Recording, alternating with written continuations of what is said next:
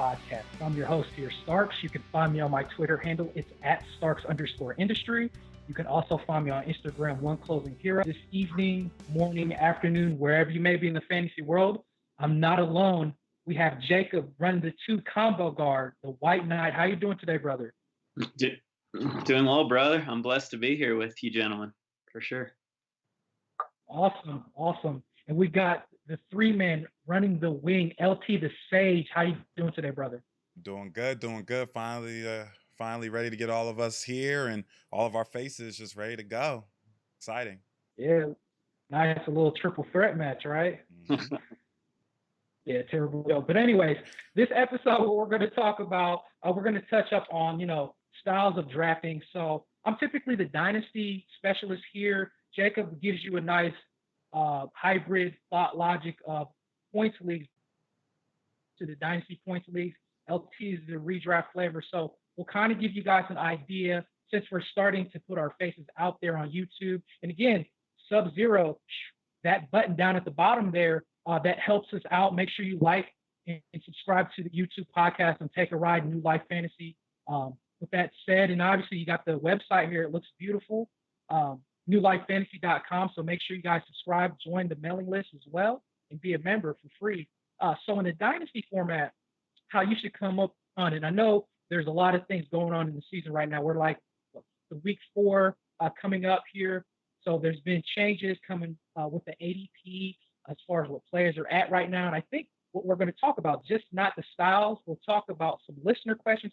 But I think towards the end, I think what is important to talk about is players that we think can raise up in the ADP. Because, it's typically the sell high players, but I think we need to talk about buy low candidates that could be considered in your fantasy league. So in a Dynasty format, I'll keep it a little bit shorter because we'll expand on it in the future, because I think that's important for the listeners to know. But in the Dynasty format, what is your thought logic? Are you trying to build to win now, right? Or are you trying to build to win for the future? The thing is, some people go so hard with the young talent, you got to be careful of that, especially in the rookie draft. There's always the hype and echo behind these players coming out of college, or not even from college. They might come from overseas. Someone that comes to mind is Dragon Bender, right? The airbender, as Lewis would say. Dragon Bender is unfortunately an NBA bust, supposedly in the league. So it's one of those things that you got to be careful on when you're paying that much of a premium in a startup Dynasty league on rookies. So my goal is to do, just to keep it a little bit short on the Dynasty format, is I will do the best I can to look at the range of winning now up to 3, possibly 4 years. My mindset is to win the first 2 years of the season. And like I said, I'll expand on it on future episodes. But after that, that's all I have. Jacob, the White Knight, is the point specialist. He'll dabble a little bit on Dynasty and redraft. So I will pass you the ball. What's your thoughts on how do you go about points leagues there, brother? Thank you, Starks, man. So yeah, I mean, when you're looking to draft your points league team, especially in a Dynasty league where you go with the points league route, you definitely want your first pick to be your cornerstone pick. So it's hard to be like, all right, this extremely young guy is going to be a baller for the next 20 years. I was blessed enough to draft Luka Doncic because I was like, okay, this guy's extremely young. He's proven that he can hang with everyone, and he hasn't even reached his ceiling yet. So you want that kind of guy wherever you're picking in your draft to be a combo of extremely young and proven and hasn't hit his ceiling yet. You don't want to take a gamble on a guy who has shown some promise and isn't really consistent. Like, you want a consistent guy, and that's what I always look for, consistency, especially when it comes to a points league and in Dynasty. If we're talking about a redraft points league, I always go for the best possible big men available until they're all out. Then you go with the best possible guard. Just because big men are a premium, and you definitely want those blocks, those steals, those bankable rebounds and points. That is huge. So, but yeah, at least in a Dynasty points league, you want the first 3 rounds to be just like bankable players that you either know or are confident that can stay up top for the next, 8 to 10 years, so that you can compete now and also for the future. So with that, I'm going to pass the ball over to LT. What's your strategy, brother? Yeah, so my strategy is actually it's interesting. Listening to you, there's a lot of safe players out there, Mhm. consistency, and when it comes to drafting, especially in dynasty leagues, I can understand that because you're going to be with these players for a while, right? So you want to make sure you're picking players that not only that are consistent, but they can, they're going to be a joy to have, right? Because you're gonna be with them for a while. For redraft, especially for me, I'm a themes type of drafter when it comes to redraft. So what that means is that I'm looking for themes. I'm looking for am I going to go point guard heavy? Am I going point guard heavy? Am I going to go point guard heavy like I did this year? And then I'm not even looking at those top big men. I may get one big man in the first 6 rounds just to kind of give a centerpiece for that area. But I'm going to be scoping out and using my sage eye on back end big men that can give me great stats on rebounds, blocks, maybe for a cheap for those those cheap for the low. And so maybe you want to do reverse. Maybe you want to be like Lewis, go Donkey Kong, go crazy with it. And those redraft flavors, Yeah. you're able, yeah. And those redraft flavors, you're able to kind of pick and choose a theme to go with because you don't have to stick with those players. So you can go big. You can go big man. I mean, to be honest, big man this year would have been great. Could have picked up drumsticks at a premium and still picked up someone like Jokic or someone else that can really cement your team, and then go for some cheap point guards that are available. Like Lonzo Ball, even though he's recently injured, was one of those cheap point guards you could have got in the later rounds that could really help you in those areas. So for my strategy, it's all about themes and looking at where the NBA is and picking the right theme for that year. So it changes. So this year I decided to go heavy point guard, but for somebody else, they may see a theme in big men. But you definitely want to decide what theme you want and stick with that. And then the rest of the year, when it comes to free agency, continue with that theme. When you go to a theme, do not let go. Don't break down. Trust the process. Continue to look for those big men throughout the year. Continue to look for those cheap big men like I am. I recently picked up the thesis, and just Yeah. do continue with that theme and stick with it because sometimes you're gonna want to try to switch it up and do a Starks, 2 for 3, start trying to buy low, take all your big, you got to, in redraft formats, you really want to stay with a theme, stick with it throughout the year and let it ride out.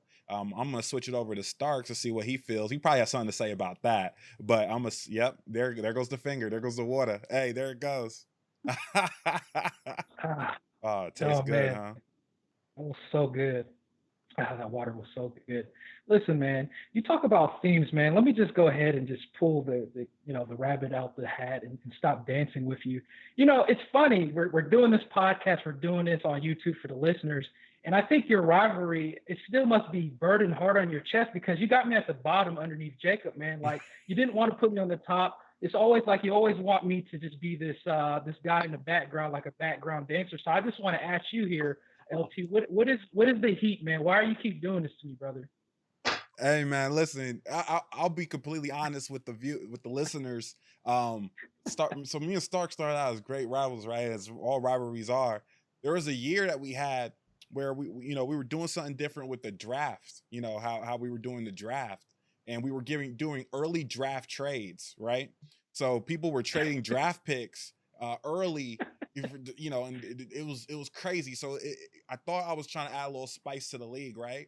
And then all of a sudden, my man Starks over here, he's stockpiling first round draft picks. First round, people are like doing these weird 2 for 3 draft pick trades, and Starks is down there with like 3 first round picks. It was absolutely ridiculous. And of course, as a rival, I mean that's pretty much game over, right? He makes 2 out of those 3 picks in the first round. His team's better than everyone else's, and then he's gonna start selling them like hotcakes. You guys know about that, right? Selling them like hotcakes at the end of the year for even better, for even better people. I already know his style, so I was just upset about it, man. I already saw what was gonna happen before it happened, and so sometimes seeing you at the bottom over here on the side, it brings joy. It brings a little bit of joy to my heart, man, just a little bit. But I'm gonna pass the rock back to you, man. Yeah, that's good. As you keep squeezing that orange, you keep squeezing it, and that's good to hear, brother. But no, that is kind of that's funny stuff there. Licensing deals I talk about. It's good to try to work, especially in a dynasty league. It's important to try to negotiate trades with GMs because that is your way. If you're in a deep dynasty format, that only means that the teams. I'm assuming you're playing in a deep format where it's going to be hard to cut coupons in that type of league. So that's why you want to squeeze as much oranges from that league in particular to get those right players on your team that could be the potential top 50 players. And that's why sometimes you got to take a risk on drafts.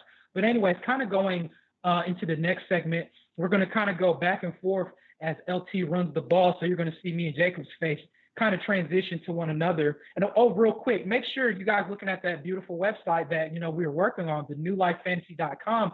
Again, Jacob, he put the streamers article out there, man. And one of the players that we talked about in the last episode before we get to the listener questions, that I think it's really massive that Jacob, we talked about with me and LT yesterday was Jay Crowder, Clam Crowder and Clam Chowder, as LT would say. He's a pickup immediately, honestly, and he almost had a triple. And you're like, what is that? He almost had 3 steals, 3 blocks, and 3 3-pointers last night. So that is good value. And Jacob putting that article together, please, you guys listeners, make sure that you're taking a look in that because that's going to give you the advantage in your league. And he has the back-to-back game. So he's going to give you that opportunity to get as much value for that ad. Maybe even, so think of it hypothetically this way. You pick up a guy today, and you might be able to use him Monday and Tuesday, and then drop that player and add someone else the next couple of days, right? So essentially, although you might have 4 or 5 ads throughout the week, think about this. That ad could typically almost be times 2, right? If you use one of them wisely. So make sure you check out that article. Obviously, the pump up the volume is out there, talking about that as well. Boston situation. I know Jacob wasn't here yesterday to talk about Gordon Hayward. I do want to pass you the ball real quick on that, Jacob. What's your thoughts on Gordon Hayward? Yeah, man. It's funny because LT said earlier in the season that he's just a ticking time bomb. But it's crazy that it had nothing to do with his lower half. It was just like a freak accident, like a fractured hand. That's that's a bummer. That's just like a tough luck loss. So it's such a bummer because he was having such a resurgent season. But the first thing that came to my mind, and I want to see your opinion on this, Starks, but I was like, maybe this means that the Celtics will bring back Romeo Langford. I'm not sure what their plans are with him, if they want to keep him in the G League or not. It was just a hunch, just because he was their first round draft pick and their other draft picks are already playing and getting some minutes. So I'm curious if they want to bring him up or not. What are your thoughts on that, Starks? I think secretly they do, but honestly, I think they might play on the safer side. As one of the guys we talked about yesterday is like Carson Edwards. I think he can get some opportunity there. And just like what me and LT was also talking about yesterday, the cheat code that if the listeners missed it yesterday, let me go ahead and share the cheat code again real quick. Brad Stevens last year had minutes across the board, even with his bench, about 7 to 8 players that was getting some good rotation minutes. This year, though, he only gave the starters, the first 5 starters, the strong 4 starters, 30-plus minutes. Now, last year, it was only Jason Tatum and only Kyrie Irving that was getting 30-plus minutes last year in Boston. This year in Boston, it's Marcus Smart, Jason Tatum, Kemba Walker, and again, cheat code, Gordon Hayward. He was having the 24 minutes last year, 25 range. This year, before he got hurt, was bumped up to 34 minutes. It's an unfortunate situation to say, needless to say, but I think Jacob, they could potentially bring him in, but I think they're probably going to utilize Marcus Smart a little bit more, and as well as Wanamaker, man, I'm just, it's a terrible joke, but it's a Wanamaker that you could typically use. LT, I know you were like kind of secretly eating your crow about G. Hay, but it might be just me now because he's hurt. Do you want to just touch up on that real quick before we get to the listeners' questions? Yeah, I wanted to just say real quick, like Jacob stated, the White Knight. I mean, I'm still eating my crow on G. Hay. I mean, he had a freak accident, with the fracture. I mean, those are hard to come by. But before that, he was killing it. I mean, he looked like he was getting back into form. And he wasn't like that at the beginning of the year. So maybe, going into this year, he, getting a couple games under his belt this year, he felt more confident. But I don't want to give up on G-Hay just yet. Even though that fracture come back. Same thing with Kyle Lowry. They're going to come back and still have their roles available to them. They're still going to probably be able to run heavy minutes. Fractures, if G-Hay is able to recover. So don't give up on G-Hay just yet. But you are kind of taking a step back from where he was at to where he's at now for sure. All right, perfect. So we'll go ahead and transition to the listener questions, and after that, we'll kind of play the buy low game, right? Mm-hmm. And maybe the next episode, I think, is going to be interesting. I think we should talk about it's time to eat your crow segment, but we'll save that for next episode, right? I think that would be a good segment for all of us. I'm sure we were all eating crow on players in particular, right, this year. But, one of the questions is from this listener. Thank you actually to this listener because you just subscribed to the YouTube channel and to the podcast as well as to the website. So thank you. God bless you. That's humbling for you to do that. But I'll say this. The question that he mentioned was, hey, Starks, I'm in a good situation to pull off DeAndre Ayton trade and to make the playoffs in good fashion. Wanted to get your thoughts on if possible. This is for a head-to-head 12-team points league, and I'm offering too little or too much. Am I losing? So I guess I'm just going to ask you to the listener, like, who is it that you're going to sell to try to, get him? But since this is a point specialist, I'll pass you the ball, White Knight. I know he didn't give the player, but can you maybe elaborate? Would you try to buy on Ayton at this time, I suppose? It was so funny. I was just waiting. I was like, here's the build-up. Here's the player. Like, who are we talking about? But, yeah. I mean, if you are in first place and you have a deep bench and you can stream, if you do get Ayton, because you are going to have to stream to keep up that first place. I mean, I can tell you right now in our listener league, I have Ayton, and I've been struggling hard, and we'll get to that because LT, I'm sure, has been chomping at the bit, telling me that he's going to beat me. But let me steal the ball. Yeah, he gave it to you actually last night, so I'm glad that you have the chance to back yourself up here in this episode, brother. Go ahead. Yeah. So I mean, like, I am with this person in that I'm not going to trade Ayton because I'm not going to get any value back, and when he comes back, he's going to be a monster. So if you are in first place and you know that you have some streaming skills and you're going to look back at our streaming article to help you, like, we're here to help. So if you have Ayton, we're here to help. So please. But yeah, I want to know what you're giving up to get him. If you are buying criminally low, I would absolutely do that. He is supposedly a top 25 player, and if you can trade him for the likes of a 75 to 100 top 100 player, then sure. But it's going to be hard to pry him away at a steal just because of the potential he has when he gets back.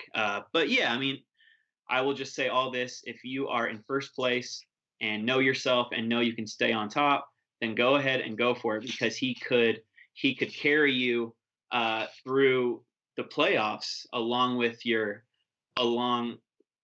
other high draft picks for sure. What are your thoughts on that, LT? Yeah,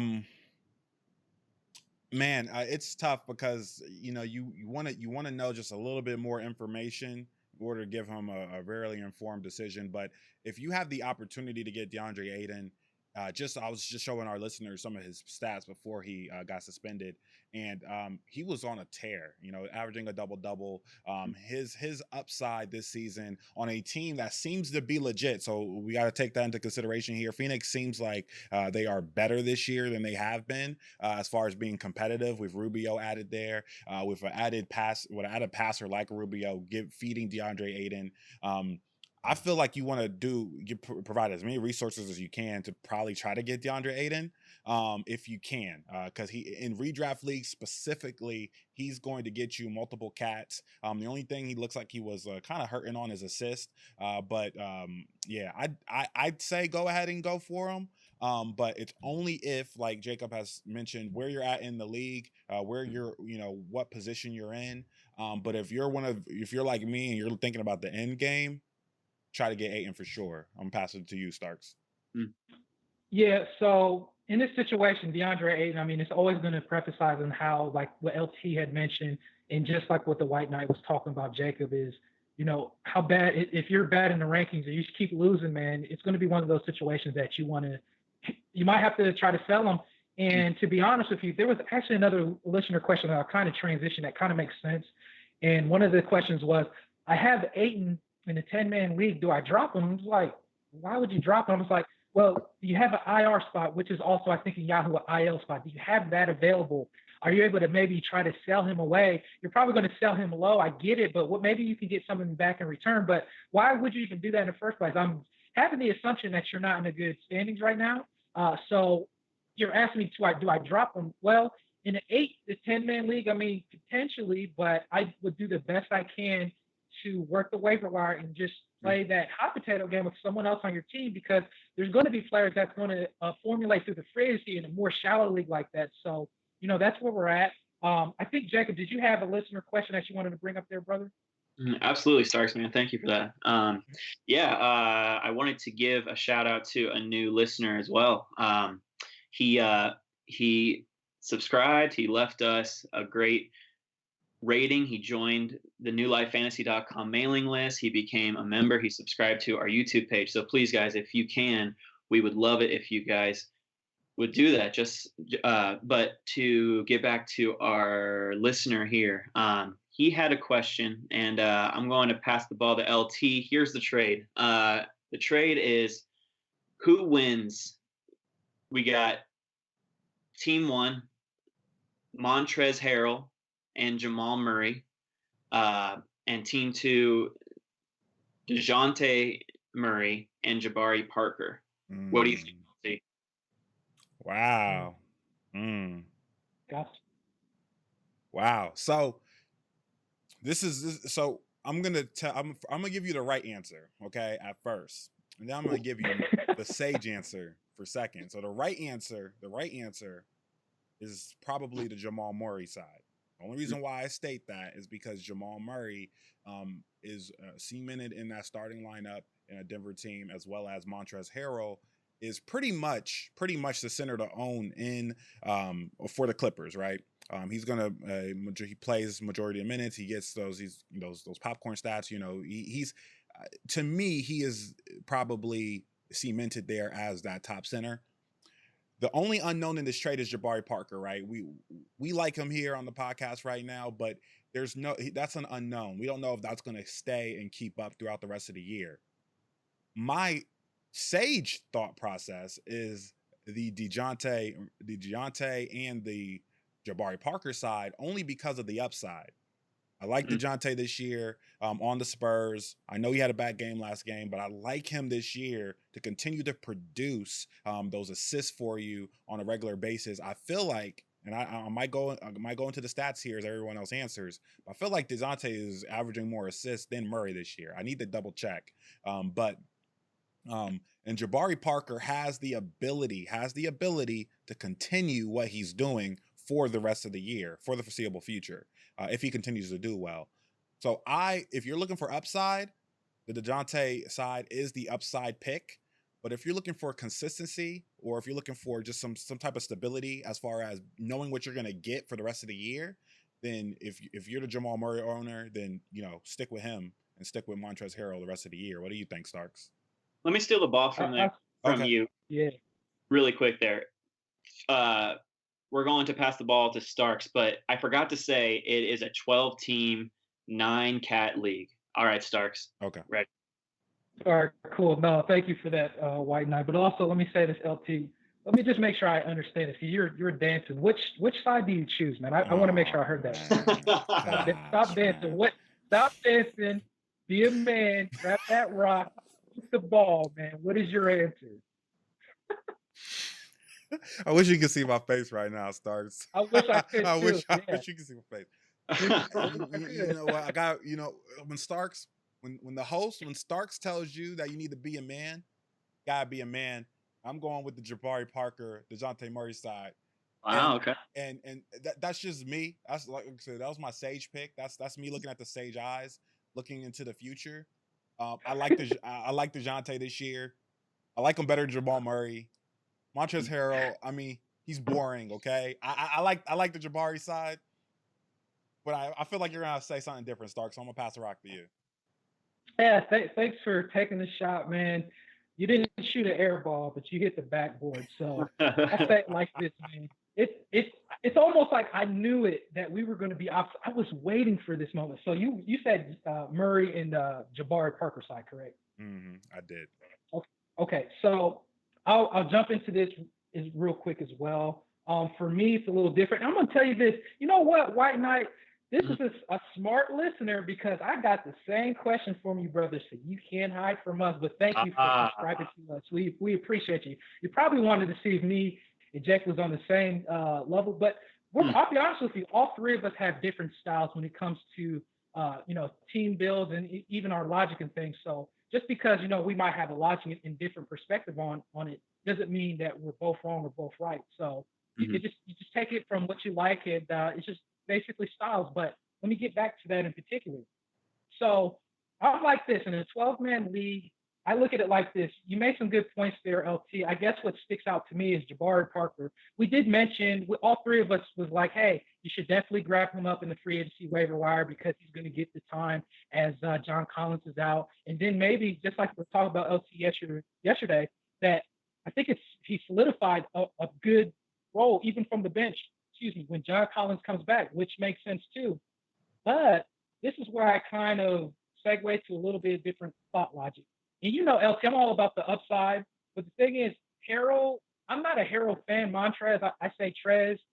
Trez does Trez things, and that doesn't necessarily mean a player that's not good because he's a good player in fantasy. He's just not my particular style. But I actually take the Jamal Murray side because of the consistency. Because Deontay Murray, your boy Palmaise Murray, he's a good player. But the thing is that you're sometimes going to play hot potato with him and Derek White. And that's something I want to stay away from. But I'll be honest with you, I'll eat my crow a little bit because I know you and the White Knight had talked about, Deontay Murray this year because he has been doing well this season. I can accept that. What I won't accept is when Popovich does that hot potato between him and Derek White, because White can have an explosion game and then Murray can take a step back, just like in the last game that we just seen here recently. But Jamal Murray, he's more of the consistent guy. He's probably not going to get you a lot of assists. He's going to score and he's going to be out there. You don't have to worry about him being his minutes limited unless he's getting load management. Of course, it's something we don't like to hear. Jabari Parker, even though he's getting rotation minutes when John Collins gets back, I wouldn't be surprised if he doesn't get the minutes because Jabari Parker, he always, for some reason, as time progresses on, he'll do good for a moment. He'll start slowly fading away. And that's not to say he'll do the same thing in Atlanta, but that's something to look at. Like I said, Montrezl Harrell is going to be fine.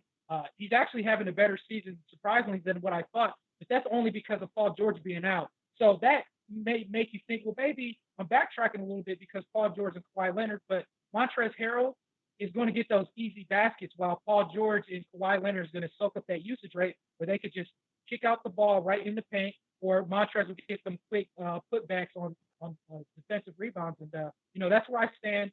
Jacob, I'll pass you the ball. What side do you choose from? Yeah. I'll say here at first, I really thought this was going to be a 3-for-3. Everyone was going to side with the Murray and Harrell side. I respect your opinion there, LT. Absolutely. Right when he asked me this, I didn't even give any sort of explanation. I said, jump all over that. That's a steal. Now, for me, I like consistency. I like to know that my player is getting 30 to 35 minutes a game and is going to help me short and long term. And both these teams, the Clippers and the Nuggets, are going to be fighting for that one seed all season. So it's not like they should be resting. The only way that Murray rests is if they need him to take a game off or two because of a nagging ankle injury, which is definitely been something to worry about in his career. But he's been playing lights out so far this year, and so has Trez. So I I'm going with the Montrezl Harrell, Jamal Murray side. Now to go onto the other side, DeJounte Murray is having a great year. And I've been off the Derek White. Actually, I've never even been on the Derek White bandwagon. I thought he had an expiration date of just a year. Like once Murray was back, he was just going to be relegated to the bench and just be like a steals specialist. So if you need a steal streamer, go ahead. But I don't mind dropping him in 12-man leagues and some 14-man leagues for a hot free agent if you want to stream. I mean, I don't mind. Just he's a great hustle guy and he gets you those steals. But DeJounte is the future there. And then Jabari Parker, like we've all said, he has an expiration date. He's killing it right now, but he's going to be relegated to the bench and still have a decent role, like 20 minutes or so, 20 to 24 minutes, and still provide you decent points and rebounds. But he doesn't get you those stock stats or anything like that. But Trez gets you those stock stats. He gets you those blocks, and he gets you some steals. So I really prefer the Murray and Trez side, and it's not close for me, but I get what you're saying, LT. But I would definitely go with the consistency here because that's just how I play the game for sure. So I'm going to pass the ball back to Starks. All right, cool. So yeah, that's definitely a good, interesting trade offer there in particular what side. So we're going to go ahead and transition into some buy low candidates, or we can either think they're buy low or you're probably not going to touch them.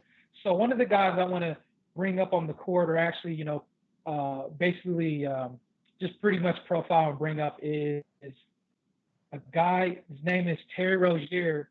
His ADP right now in the 9-cat category league is 145th for the season. And actually, LT, I will pass you the ball there on Terry Rozier. Do you buy him, or are you kind of scared of trying to buy him right now? Wow, that's a good question. I'll be honest with you. With Terry Rozier, you gotta take a look at their team. I think Terry Rozier will continue to have opportunities to increase that ADP as the season goes on. They did go ahead and get him and pick him up and give him that contract. So I personally would buy him. That's just me. Just based on what I'm seeing from him. If you want to look at, I'm showing the viewers right now his field goal attempts.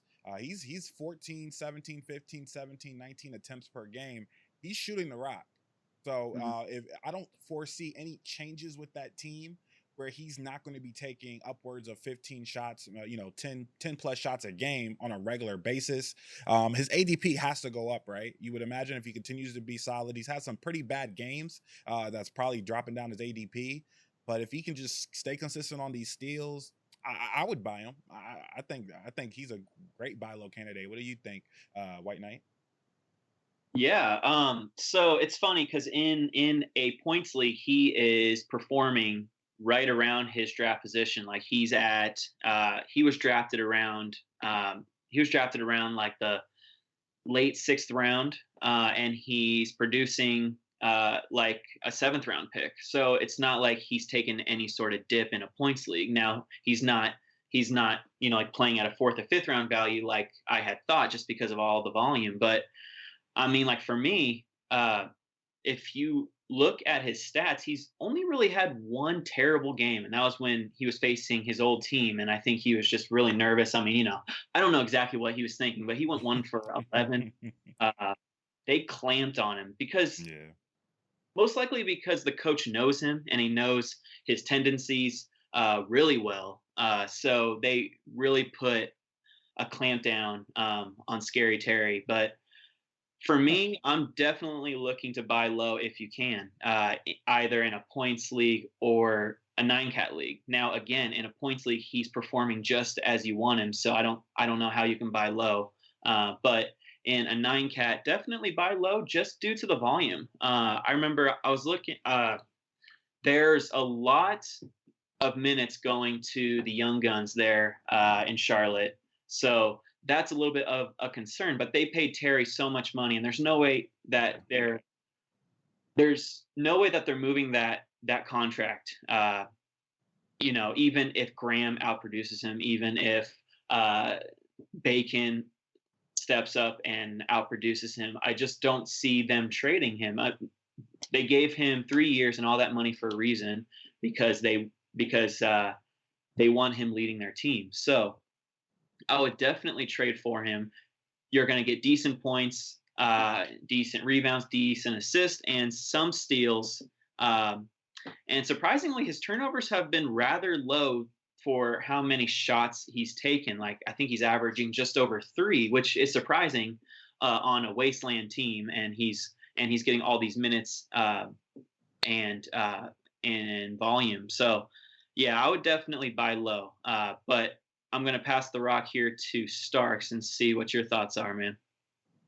Okay, so buy low on this situation, I suppose. And I think LT, you said buy low, you think as well too. Yeah. Terry Rozier. Mm-hmm. Okay, so here's your cheat code when it comes to license to deal. This is what you're going to do. Here's the suggestion that you could do, the approach on trading. I do think this is a buy low moment, because right now he's averaging 38% on the field goal percentage shots this year. That is bound to come up a little bit. Mm-hmm. I think we're all universally in agreement that he's not going to finish at 145. Let's hope not, right? But this is what you can utilize as far as negotiating your trade. Is we talk about the new hot motto. If you pick them up from the free agency or the waiver wires, Devontae Graham, or we like to also call him Graham crackers on this episode, or this show in particular. Graham has been having a really good season. So what you're going to go into is like, hey, you sure that you still want to hold on to Terry Rozier, because Graham, he's getting a lot of assists there, and it's almost like he looks like the real point guard there over Terry Rozier. And you can kind of say, that's not to say he's better than him, but just let you know that. And then that's kind of where you're opening to the owner to know that, and see if they're willing to trade him. Because just like what LT said, they paid Rozier that contract, so they're going to have to utilize him whether they like it or not, even though they, there's potential, because coaches can do something funny and pull the rug underneath your feet. But I think that's where we're at. As far as that goes in particular, though, I think Terry Rozier is the guy you want to buy low on, especially if you're cutting field goal percentages in your league anyway. He'll be fine. And it's just like what the White Knight said, if he's doing what he's supposed to do in points league, so that means if he does a little bit better, what he needs to do, his value is gonna increase in points leagues as well too. Mm-hmm. So we'll go ahead and transition to a player here, and actually, I think you guys, I think this is an interesting one here, and it's your boy there, LT, Aaron Gordon, man. He's got his ADP right now is a 125 for the season. I'll pass you the ball. Is he a buy low guy, or are you starting to get concerned with him, brother? I'm actually starting to get concerned with him, and the reason is because of your guy, Jonathan Isaac. Jonathan Isaac is performing at an all-time high right now, and as much as I'm keeping my sage eye on those Magic games, because I'm trying to see if they can co-produce, to see if they can produce as on that starting unit together. But as time is going right now, the way time is looking, it looks like Isaac is the better all-around ball player right now. He does it all. He's doing it all for them. And Aaron Gordon is kind of just relinquished to a points specialist right now in points leagues. He used to get you at least, he used to try to dabble with those steals and blocks a game 1-to-1, and he used to get you close to 10 rebounds a game. He used to give you those stats, and with those points, pretty good field goal percentage. But this year he's not doing any of that. So you gotta think about it. Is he a buy low? Is he going to outperform his ADP, which I picked him up, I believe, in that 6th, 7th, 8th round area. But I right now myself, I don't think he's a buy low candidate. I think he's a hold in most redraft redraft leagues. I don't think he's a buy low. I don't think you actually pursue this guy and try to cut coupons, because he's just such an unknown with Isaac performing at a high clip. I'm gonna shoot it over to you, Stark, since Isaac's your boy. Yeah. Just like I've been mentioning, even on the website, it's on the front page on the breakout player. I had it like before the season started, was Jonathan Isaac on newlifefantasy.com, and he's exploding this year. He's doing even better than what I thought this year. You know what I mean? But I felt like there was going to be a breakout year. But to kind of go back onto the Aaron Gordon side, this is an unfortunate situation. I've always been a guy of a fantasy player on him. I just kind of kind of been out on him, man, like a few years ago. And here's the thing, back in 2017, I think his best year, he was a top 65 player. So there were, a lot of us, or even particular experts in realistically in reality, had him as a, in a dynasty format, he has a top 50 ceiling type of player. He could be better. And I was just kind of like, man, I don't know. And then there's the Blake Griffin comparisons, and I'm just like, I still don't know about that either, right? If there's going to be Blake Griffin comparisons, please let me see it, because I don't see it. I see some glimpses of it, but something about him I'm just not sure about, right? So the year before or after the 2017 year, which was last year, he finished ranked ADP in a nightcap category league 95, and right now he's 125. And is there room for him to improve? I'm gonna be honest with you, it could be, but I'll say this: I'm not buying low on him. It would emphasize on who I would sell him for, but I really don't. I don't know if I want him. I don't really. I'm not interested in buying him. Now I'll say this: in a deep dynasty format where you have a lot of collective amount of teams, I would try to buy low in a perspective where I have waiver wire guys that have been pretty good in the season, kind of iffy off and on, and the little bit more players that are kind of, so someone like Jabari Parker and someone else for the free agency that's doing pretty good, like maybe even Pascal. But honestly, I don't even know if I want to do that, right? That's how fantasy can change on the dime on players, right? But I'm just saying, in the dynasty format, you could probably be innovative in trying to create a buy low moment. But in the redraft league, as what's his name? Randy Jackson, that's a no for me, dog. So I will pass you the ball there, Jacob, the White Knight. Do you buy low, or are you a little concerned here, brother? Yeah. So in a points league, he's still not producing the way that he was drafted. Like, he was drafted around the 5th round. And he's currently producing at around the 7th round or so. So it's not too far off, but like ADP 52 to ADP 75. That's a pretty hefty jump. And for me, a guy who was not high on him at all this year and knew that this was him. He was going to underperform, like we've all been saying. He was going to underperform. He's not going to match his ADP. I would buy low if you can get him dirt cheap. You probably can't do that, but I'm not going to give anything of value. Now, in a 9-cat league, it's a no. I'm not going to buy him low. I'll let someone else deal with that. Just with all of his inconsistencies, it's not for me. I can't stand that headache. I need consistency, especially in a 9-cat league. But in a points league, I wouldn't mind grabbing him, just because he still gets that volume, and he's still, even if he's not producing, he's getting those minutes. As you can see right there, he's still averaging 28 to 32, 35 minutes. So it's not like he's in any danger of losing playing time. So as long as you're getting minutes and opportunity in a points league, you're definitely going to try to grab him. He's currently right now producing, like I said, at like the 75 range, so like the 6th to 7th round. So if you can try to grab him for someone that you drafted in the 8th round or beyond, that's either playing out of their mind, or a Jabari Parker packaged with like a 10th round guy, like, go ahead and see if they'll bite in a points league for sure. So that's where I stand with Gordon. And to get back on Isaac, I just want to thank Starks right there. He actually helped me facilitate a trade. I asked him his advice, and right before the season started, and he helped me get that trade. And currently in my matchup, I am winning in blocks 45 to 13. I do have a team full of big men, but he's definitely carrying my team, which is crazy to say, because I heard LT say, like for a forward to be doing this over centers, that's insane. So Isaac has definitely been a steal, and I appreciate you, Starks. Thanks for the advice, my man. Hey, no problem, man. I just wish I had Isaac in more leagues. Unfortunately, I do not. That's just sad to say, needless to say. But the next guy up here that I want to talk about, ADP, is Jonas Valanciunas. His ADP right now is 131st, and I'll go ahead and ISO this, momentarily looked on Phonics, and after that I'll pass the ball to LT in particular. I'll say this year, this is a little bit of actually it's a disappointment so far this year. I will say this.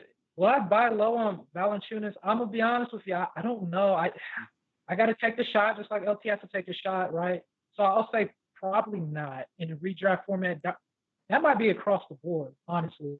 The thing is, what I'm concerned about, I think we talked about this earlier in, transition to this podcast here, is, Toronto. I kept saying, Toronto, man, just give this guy the minutes. He's well deserving to get the minutes. If he gets like 28 plus minutes, then he's going to be a good player in fantasy once he produces. But the thing is, he's getting the rug pulled off under his feet. It's like he's back in Toronto, right, where he wasn't getting minutes. And honestly, it's worse in Memphis. He's not even averaging 22 points. He's at 21.9 minutes a game. And to me, that's a recipe of disaster. He's not getting you a block at all this season. He's not averaging that. Pretty much he's falling into lucky blocks, and that's not the type of player that he is. He could potentially get you a block if the minutes is warranted his way. His free throw percentage is good, but that doesn't necessarily mean anything else because everything else is down. His points is down. His rebounds is down, right? His rebounds is a little bit up, but it's like what's going on? It's realistically the points and minutes right now that is really damaging. And honestly, the field goal percentage too. So it's hard with the Memphis high-paced offense. It's one of those things that maybe he can't keep up with the fast-paced offense, or is it maybe he's just not that good? And honestly, I want to believe he's good. I thought, and I can eat my crow on this, I felt like he could be a top 75 player better this year. That's not to say that he can't still do it. And I believe a lot of experts had him around that range too or better. Actually, some people have him as a top 60, top 50 player. I wasn't juicing the orange that hard, but I still thought he was going to be a good player this year. It's still a young season, so anything can change. But as of right now, I don't know if I can buy low on him. So, LT, I'll pass you the ball. Do you buy low, or are you just trying to confirm it? Yeah, Jonas Valanciunas, man, the Jonas brother, no one knows about, right? You don't want to have this guy, and the reason why you don't want to have Jonas is because he's not a good basketball player. But as far as fantasy, he's just, in Jacob's eyes, he's just too inconsistent, and he'll give you a good game. I was just showing the listeners some of his most recent games, and I mean, he's scoring over 10 points consistently, but where you draft him at, where you expect him to be on this not a wasteland Memphis team, but young Memphis team, with him being that presence, you gotta expect him to do better. And he's not averaging over 25 minutes per game, or he is just at 25 minutes per game. And it's just, it's don't buy low on him. You want to watch how this goes from a distance, a far distance away. Don't want to have him on your team. And people who drafted him probably feel like I feel like with Aaron Gordon, right? You feel a little bit stuck. You invested in this guy. You want to see how he performs the rest of the year. He's not doing what you thought he was going to do. But if you're trying to buy low, unless if you're in a needed, if you're desperate for a big man, some big man stats, you can probably get them on the cheap right now. But if not, if you can maybe pick up, like I got Zubac, I'd rather have Zubat than Jonas at this time. And that's just really, yeah, it might be that way. And that's because Zubat's getting you those blocks, right? He's actually getting some blocks in there. My man's barely hitting that one block a game, and he's 6'11". So I would definitely not buy low unless if you're and this is non-cat league specifically, unless if you're in a dire need for a big man. But what do you think, White Knight? Oh boy, man, Zubac over Valanciunas. I mean, I get the logic. It's just hard for me to give up that Jonas is starting and getting those consistent minutes. But I feel you. Like, it's time to panic on Jonas. Like, I get what you're saying here. Like, and absolutely, I've been panicking on him since the preseason. Like, he has been dealing with a sore foot, ever since the start of the preseason, and they had to shut him down, if you guys remember. So he's not 100% healthy, and that definitely explains why his blocks are down across the board. He's not like he's taken more threes, which I think might have to do with his foot. Like he's just like, I'm just gonna stay out here. I'm hurting right now. You know what I mean? And he's not. He's an okay 3-point shooter, but I'm sure the Grizzlies would like his presence more down low. But yeah, I am not buying low personally. I actually told I got a listener question here recently saying like, which big man should I trade off for a guard? And Valanciunas was on that list along with Bam and two others who are kind of borderline. But I was like, you got to get rid of Valanciunas if you can get some value back from him right now, because he's not right. He doesn't look right. And like Starks was saying, he never really got the minutes that we all thought he deserved in Toronto. But it's the same story with Alex Len. We all thought that he deserved some more minutes, but for some reason the Suns aren't giving him minutes, and now the Hawks aren't giving him minutes. And to go back to Valanciunas, some reason the Raptors didn't give him a ton of minutes, and now the Grizzlies aren't giving. He's getting minutes in like the low 20s, but we all think that he should get 28 to 32, and his blocks would be crazy high. But that's just us talking as fantasy gurus here, NBA coaches know best. So, like they don't think that they should have all those minutes, then, they're just not going to get those minutes. So definitely I am not buying low.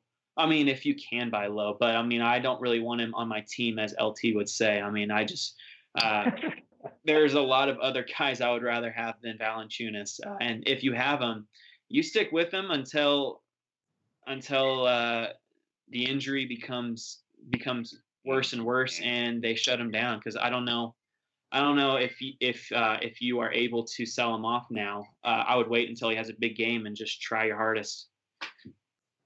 Yeah, just to kind of reiterate, I want to make sure I'm letting people know.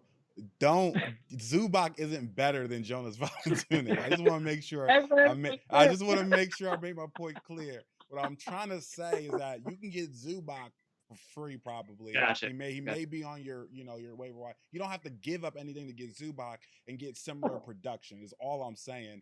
With Jonas, you probably have to trade somebody and get somebody buy low. I'd rather just pick up Zubac for free and get his production than lose a player. That's all. I just want to reiterate on that. All right, you go over to you, Star. Hey man, listen. Hold on. Hey. Let me drink this. It's funny. I knew you was probably going to say something, Star. That's why I had to make sure I reiterated, man. Oh man, that water is so good, man. Listen. It's okay. Listen, maybe secretly you do want him better, more than him. But no, LC, you're hilarious, brother. No, either way, I get it. It's fine. And honestly, it's almost like, you want the player that's going to do what he's doing right now versus someone in the moment that's not helping you. And I can understand that in that aspect. But let me say this. I'll kind of tie it into two players. And then we'll kind of get to if there's something that they want to talk, if anybody else from New Life want to talk about. And if not, we'll go to the clutch shot. But I just want to tie up two players. I think this is interesting here. Check out these two players in a dynasty. Well, we'll do this I got a report while games are going on. It looks like Mitchell Robinson's concussion. He's going to be out at least 2 more games, unfortunately. So that's rough. But I'll say this. There's 2 players that I want to just kind of transition to close this session part of it up. And these 2 guys is at right now ADP 105 and 104. Or excuse me, 105 and 104. Buddy Hield and Lauri Markkanen. Ooh, right? hello. We're going to tie these 2 guys together. And White Knight, I will pass you the ball if you could touch up on Lauri Markkanen and Buddy Hield. Do you buy, or are you concerned for both of them? Yeah, so let's start with Lauri Markkanen, like you said. As you guys know, I am a huge fan, and and I think so. I wrote an article at the beginning of the season. Starks and I did on like potential breakouts and busts. And actually, he brings up these two players because they actually showed up on our list, Healed as a top 25 guy and Markkanen as a top 50 guy. Markkanen is right around that range of 50, just below. So he still could make that make the top 50 if he keeps doing what he's doing. But what he's doing, we all, I think we can agree as a fantasy community, we all expected Laurie to step up and be dominant this year and just take the bull by the horns, which is unpun there that I just came up with. I'm sorry to explain myself there, but I thought he would take this team over and just be the alpha and just wreck the league. I thought, like I said, like he was going to be a top 50 just because I was trying to be generous, but I really thought he was going to crack that top 25. So I think if you can buy this man low, as you can see here, he's only averaging just under 15 points, a little over 7 rebounds, 2 assists. He's not doing what I thought he would. So I think, he was facing the Rockets last night, and that was a prime spot for him to blow up. Like the Rockets give up all these points because they're such a fast-paced offense, but he didn't really provide you the stats that you thought. So I think it's prime time opportunity. And actually, just a sneak peek, I have my thoughts. I have an article coming out all about Lauri Markkanen, and I have a fire art card that's made by Starks, and you guys should give that a read here. I think we're gonna drop it sometime Monday or Tuesday. But yeah, I would definitely buy low.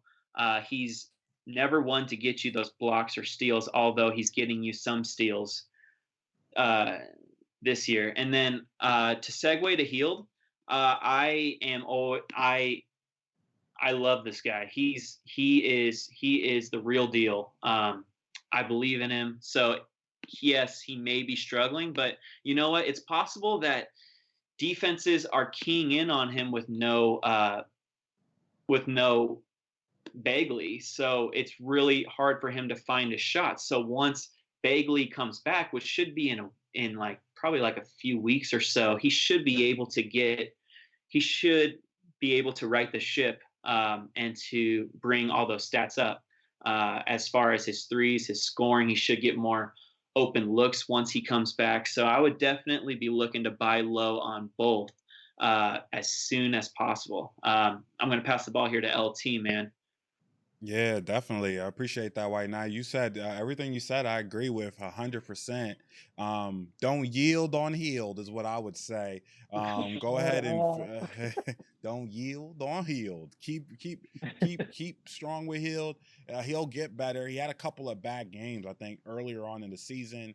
But if you've been paying attention to his most recent games, he's starting to kind of get more into the flow, more into a rhythm. And just like the main thing, I was going to state that when Bagley comes back, they're going to be able to divide their attention away from Healed a little bit. He's going to get more opportunities, more open looks, and that will. He's a knockdown shooter, right? With more open looks, he's going to hit more shots, and he's going to be right in there.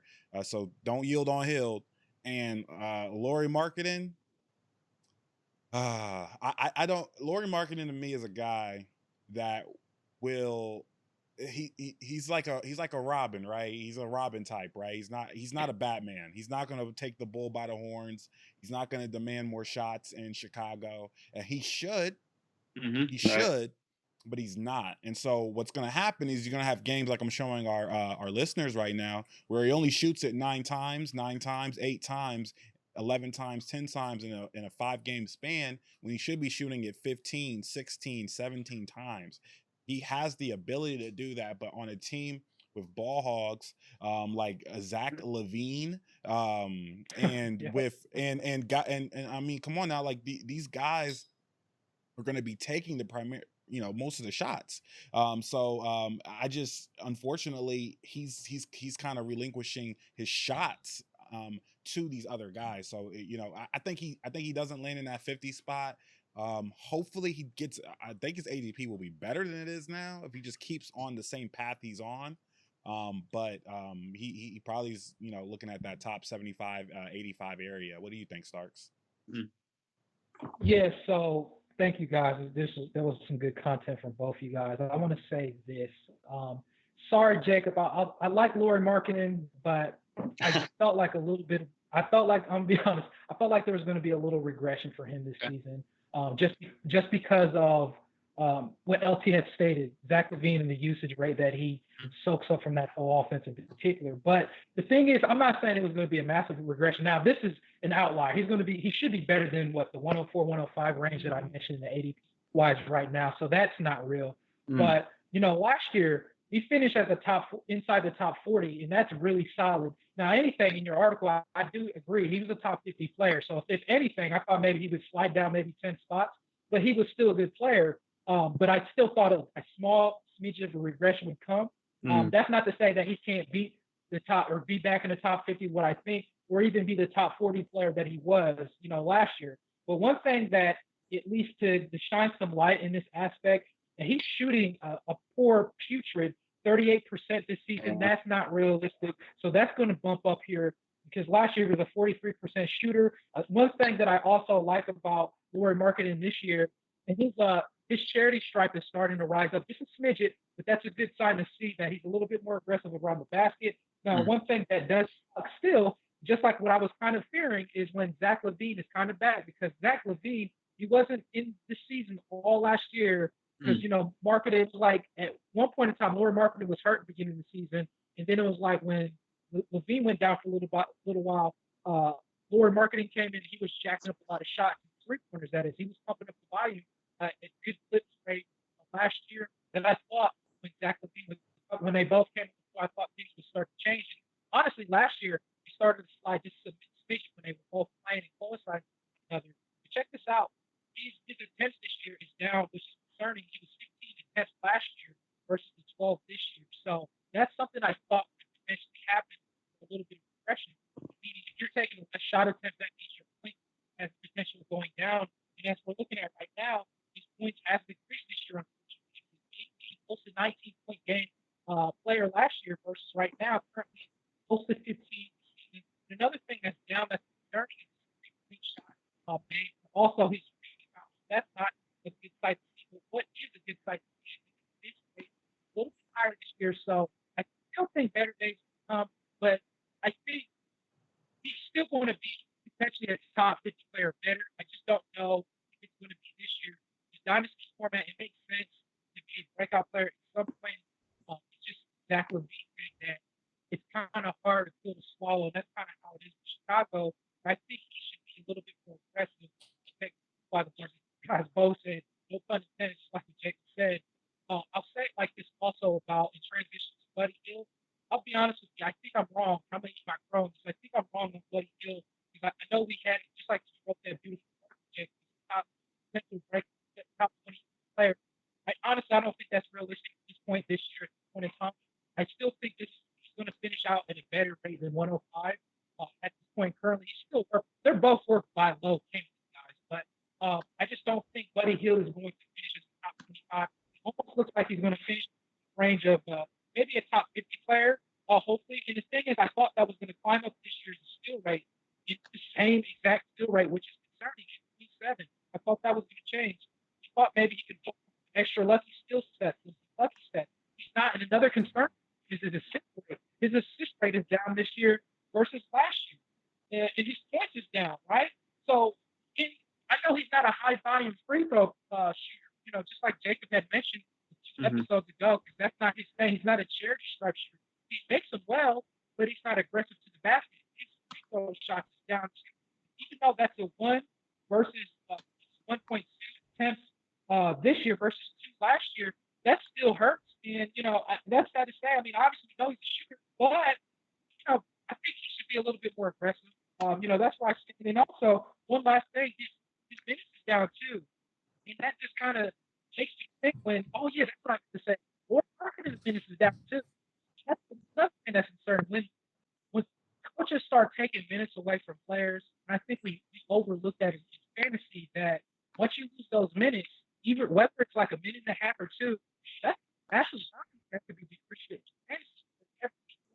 That's why we were talking about, earlier the last couple episodes, Gordon Hayward, he was the minutes and he was looking like the G Hay, almost like Utah. I think that is that fair to say, maybe? You think? Right. Yeah, definitely. I think he was coming back. He was kind of reining into that point of his career where he was the guy, right? He was the guy in Utah, and it's sad to see him get that fracture. But just to touch on your point, Starks, as far as these averages going down for Buddy, I think that after his breakout year last year, I think that teams are now keying in on him just a teeny bit more. I think he's getting a little bit more of the attention on the defensive side. When Yeah. slipping screens, they're like, "Hey, stick with that guy. He's a threat. He's a threat." And so he needs to figure out how to score and produce as being that number one guy, right? No Bagley, Dwayne Dedman is a Deadman. There's just no one on that team really. We got what do we got? We got Barnes and Nobles out there, right? Scoring, Right. as a threat.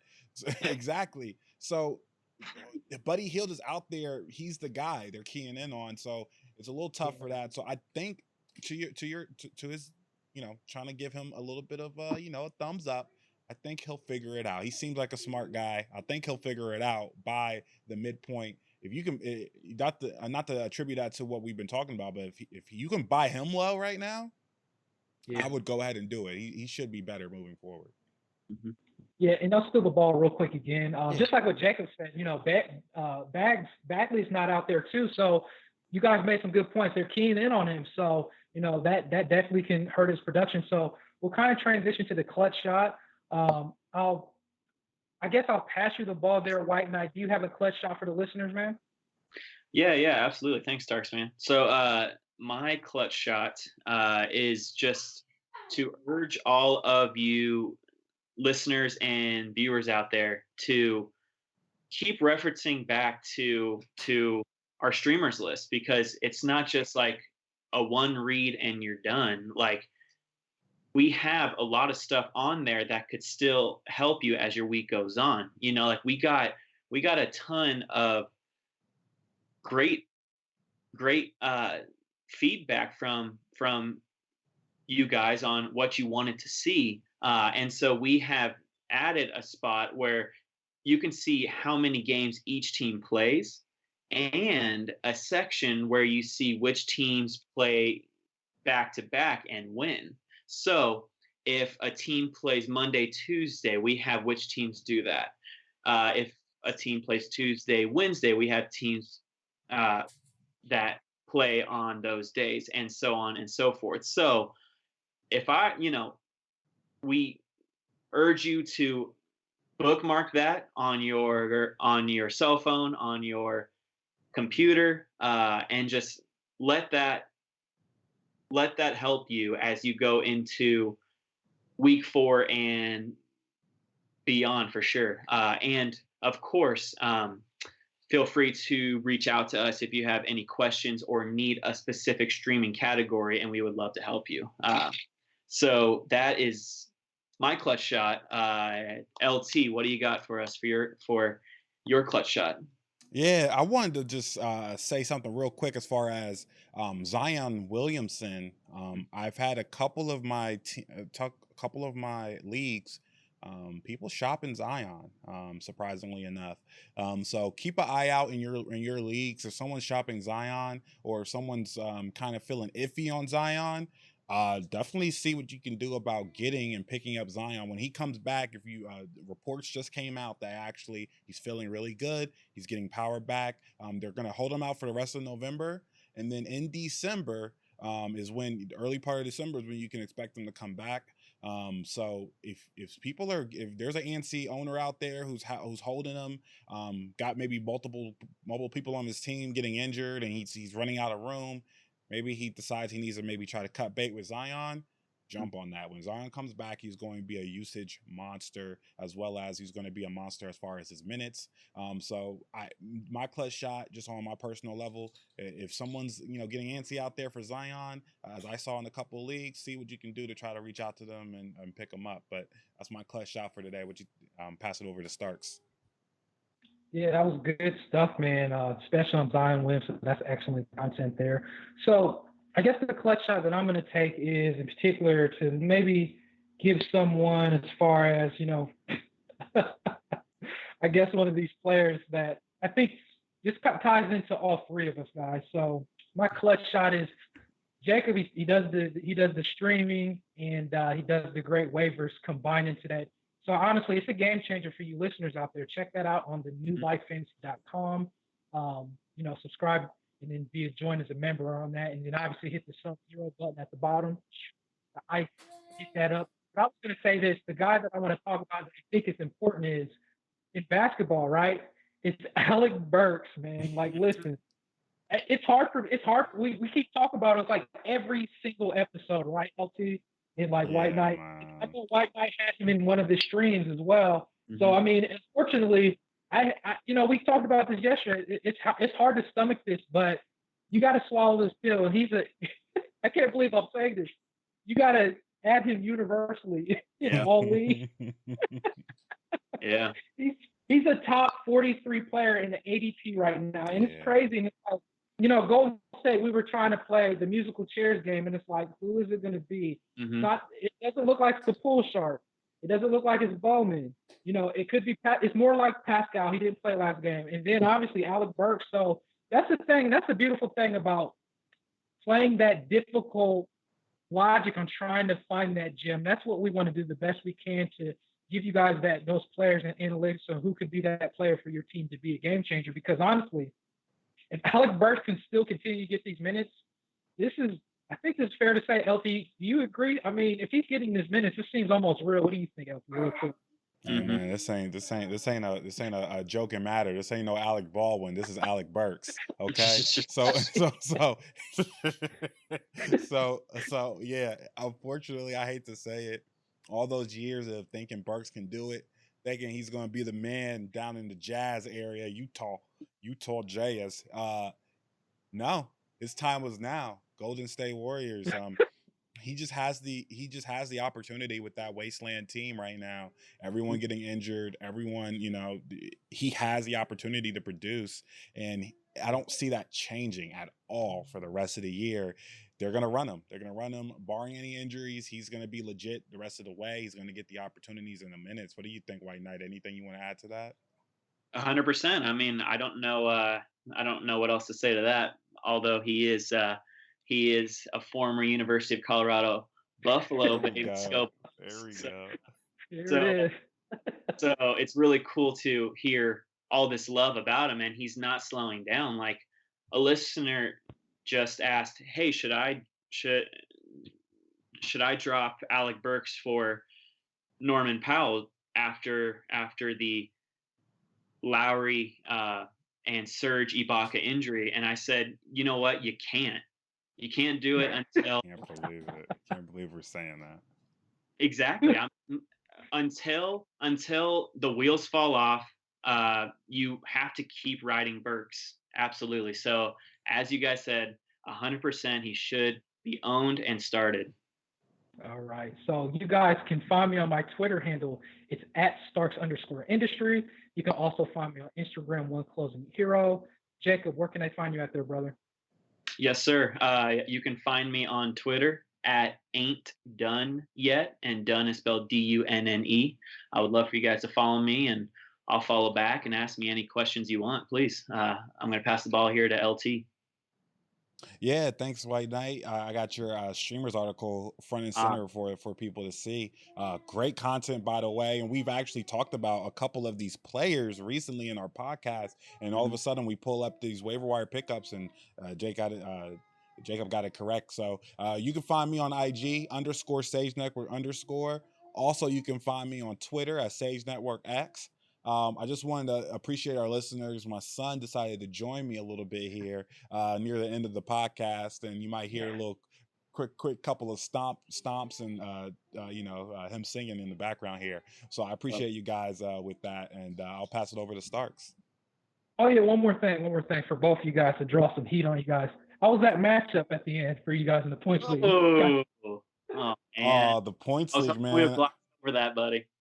The points league. I mean, there was points. There was, it's a points league, right? There were points. For the listeners, we just got it right here. Oh yeah. Now I will say this. I think the White Knight has a lot of people running tonight that I don't. He has a Hunter, which hopefully does not play, and then he has Torian Prince. He has Kennard. He has Faults. And I have a couple people too, namely the Greek Freak. So I want to say one thing. I appreciate you talking all this smack and for taking this so seriously, because it gets me super pumped for our Week 14 matchup. Yes, I researched and I see that we played before the playoffs. So I'm definitely okay. So my team is missing. Okay, now here comes the excuse train. I'm missing Bagley. I'm missing Oladipo, which everyone is, and just so once. Oh, and Jeremy Lamb. I don't know what he's doing. I don't know. Oh, yeah, another league too. But once I get all those guys back, hopefully I'll be at full strength, man. I am chomping at the bit, brother. All right. For our listeners, I want to show them something. I don't just get on our podcast and talk wind. If you see my team, Burks and House Party is on my squad this week. Burks and House Party. Listen, that's one of the reasons why I was able to pull out this week, man, because we do this podcast. So I practice what we preach. I will say, buddy, congrats to you, man. I have these excuses, but brother, you deserve it, man. You're killing it. Hey, man, good match, man. I can't wait for Week 14 where we can and I can go ahead and win again. All right, next one. I'm just kidding. Oh man, I just had to throw that curveball to make you guys feel a little bit of that fun beef. And that's the thing about us, real quick, is that we just we do this for the love of the listeners. But at the same time, I think people take things too serious sometimes in the industry. Like, you got to have fun doing this. So it's good to say. And then just like, I'll say this is a quick shot at White Knight here. Like, he had his permanent marker, and I can use my excuse card and be like, hey, I couldn't start my players, man, it's because you had the weekly lineups locked down, right? So I can use that as an excuse. But no, it's all love, man. So, I took my L's pretty well, and I'm probably going to take another L today, man. Don't worry. Don't pull up my point. Don't worry. I'll pull that out. I just want to make sure we keep it all real. Chris's team is man, Chris is just a shark in the game shark right now. Just want to make sure we keep it all love here. All love. All right, well, listeners, we love you. God bless you. It's always humbling for you guys to come in. And with that being said, have a good evening, morning, afternoon. Take a ride.